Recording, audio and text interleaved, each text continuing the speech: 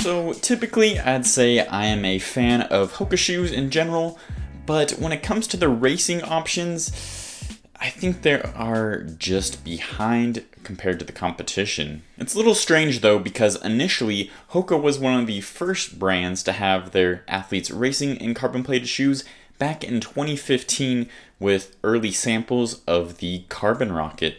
Since then, they've released many carbon-plated shoes. However, one thing that they all have been lacking is a super foam.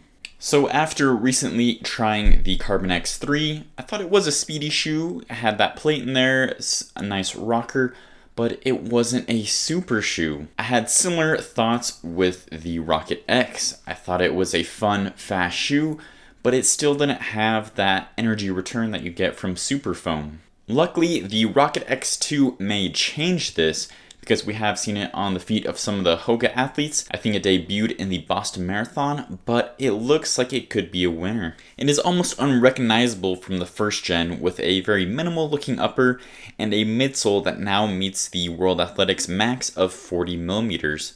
Not only is it more cushioned, but it will now use PIBA-based foam instead of just CMEVA.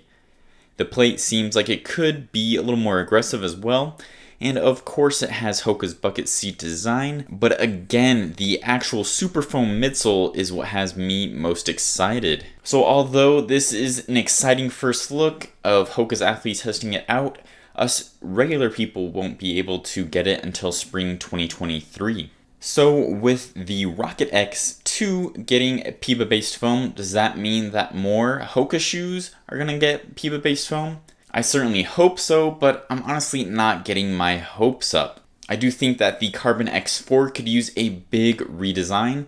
I think that if it had something more similar to the TeknoAXE, where it had the soft foam up top, a carbon plate, and then the firmer foam on the bottom, I think that could help make the Carbon X4 a much better shoe. Honestly, I wouldn't even mind if they had almost like a Mach Supersonic or Mach 5, but they had a plate in between those two layers of foam. The Carbon X is marketed by Hoka as one of their uptempo trainers / racers, so I think that is a realistic possibility for it. However, of course, I would like if they put a top layer of their PIBA foam on there, but unfortunately, I don't think we're going to see that next year. So now if we keep going down my wish list for what their carbon-plated lineup is going to look like, we have the Bondi X as their, really maximal carbon-plated trainer. Again, I don't see this shoe getting PIBA foam in it, unfortunately, but I would really like it if they did kind of come out with like a ProFly Plus Max system where they had a PIBA-based foam in there and they had those dual densities and the plate going on. So working down my wish list on things that I probably don't think will happen, but I think they could use kind of a modern version of the Carbon Rocket that would fit as like a 5K, 10K super flat, where it does have a carbon plate in there and ideally uses at least some PIBA foam.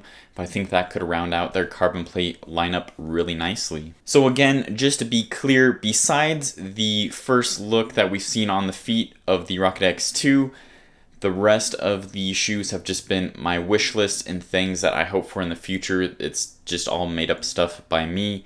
But what do you think about the Rocket X2 and Hoka using PIBA foams in the future? And what is your wish list for their carbon plated lineup? Go ahead and let me know in the comments down below. And thanks for watching, and as always, keep on running.